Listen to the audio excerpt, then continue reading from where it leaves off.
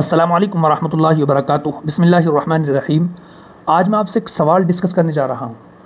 یہ جو عام طور سے ایک شکوہ لوگوں کو ہوتا ہے اور لوگ طنزیہ انداز میں بات کہتے ہیں کہ مدرسوں کے اندر سے ڈاکٹرز کیوں نہیں نکلتے اور مدرسوں میں انجینئر کیوں نہیں بنتے۔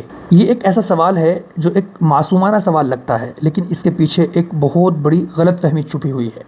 آئیے ہم اس غلط فہمی کو دور کرنے کی کوشش کرتے ہیں۔ پہلی بات سمجھنے کی یہ ہے کہ ہر ادارے کا کوئی نہ کوئی مقصد ہوتا ہے۔ جیسا کہ میڈیکل کے جو ادارے ہوتے ہیں، میڈیکل کالجز ہوتے ہیں، ان کا مقصد ہوتا ہے ڈاکٹرز بنانا، اور انجینئرنگ کے جو ادارے ہوتے ہیں ان کا مقصد ہوتا ہے لوگوں کو انجینئر بنانا۔ اسی طریقے سے جو مدارس ہوتے ہیں جہاں پر دینی تعلیم ہوتی ہے، ان کا مقصد ہوتا ہے قرآن و سنت کے محافظ پیدا کرنا، عالم پیدا کرنا، حافظ پیدا کرنا، قاری پیدا کرنا، ایسے افراد پیدا کرنا جو لوگوں کو دین سمجھائیں، لوگوں کو شریعت بتائیں اور علم دین سے لوگوں کو روشناس کرائیں۔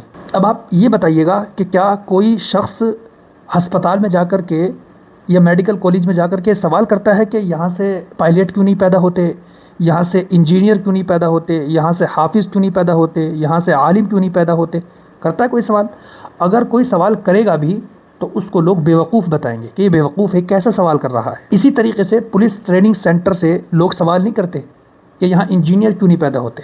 جب ان اداروں سے سوال نہیں کیے جا سکتے ہیں تو مدارس سے اور مدرسے والوں سے یہ سوال کیوں کیے جاتے ہیں؟ یہ ایک بہت بڑی غلط فہمی ہے جس کو دور کرنے کی ضرورت ہے۔ بھئی دو اداروں کو ہم کیسے کمپیئر کر سکتے ہیں؟ بھئی مدارس جو ہے اسپیشلائزڈ ہیں، یہ ادارے مخصوص ادارے ہیں۔ جیسا کہ میڈیکل کالج میں ڈاکٹرز بنتے ہیں، انجینئرنگ کالج میں انجینئر بنتے ہیں، اسی طریقے سے مدرسوں میں عالم بنتے ہیں، مدرسے میں حافظ بنتے ہیں، قاری بنتے ہیں۔ ڈاکٹر لوگوں کی جان بچاتے ہیں، عالم لوگوں کا ایمان بچاتے ہیں، لوگوں کو جنت کا راستہ دکھاتے ہیں، لوگوں کو صحیح راہ پر لاتے ہیں۔ آپ ایک مرتبہ ذرا گہرائی کے ساتھ سوچئے گا کہ اگر یہ مدرسے ختم ہو جائیں اور مدرسوں کے اندر یہ سب کچھ ہونے لگے، یعنی خاص نہ رہیں مدرسے علم دین کے لیے، تو پھر کیا ہوگا؟ لوگ امامت کے لیے کہاں سے آئیں گے؟ دین کون سکھائے گا؟ ہمیں مسائل کون بتائے گا؟ ہمارے بچوں کے نکاح کون پڑھائے گا جب ہمیں ضرورت پڑے گی عدت کے مسائل کی، طلاق کے مسائل کی، اور جب ہمیں ضرورت پڑے گی نماز سیکھنے کی، جب ہمیں ضرورت پڑے گی بچوں کو قرآن پڑھوانے کی، تو پھر یہ کام کون کرے گا؟ آپ کے کہنے کے مطابق تو مدرسوں میں انجینئر بننے لگیں گے، ڈاکٹرز بننے لگیں گے، تو پھر کیا ہمیں اس چیز کی ضرورت محسوس نہیں ہوگی؟ یقیناً محسوس ہوگی۔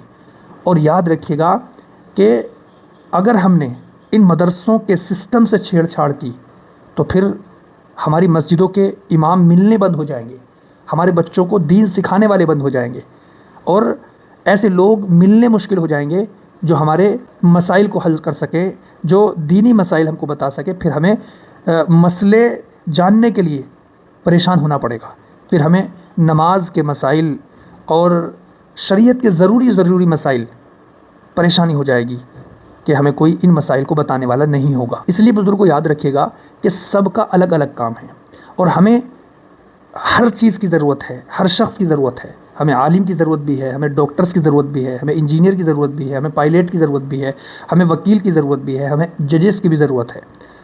ہر طرح کے افراد کی ضرورت ہے، اور جس طرح کے لوگ ہمیں چاہیے یا جس طرح کی تعلیم ہمیں اپنے بچوں کو دلانی ہے، ہمیں اس کے اسپیشل ادارے میں بچے کو بھیجنا ہوگا۔ ڈاکٹر جسم کو بچاتا ہے، انجینئر عمارت کو بچاتا ہے، عالم ایمان کو بچاتا ہے۔ اس لیے دوستو یاد رکھیے گا کہ مدارس جو ہے امت کی بقا کے لیے لازم اور ضروری ہے۔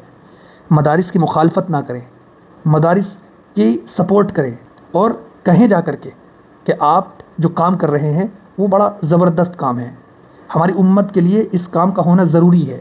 ٹھیک ہے، اگر ہمیں انجینئر چاہیے گے تو ہم انجینئرنگ کالج میں بھیج دیں گے، ہمیں ڈاکٹر چاہیے گے تو ہم میڈیکل کالج میں بھیج دیں گے، لیکن آپ اپنے سسٹم کے ساتھ چھیڑ چھاڑ نہ کریں۔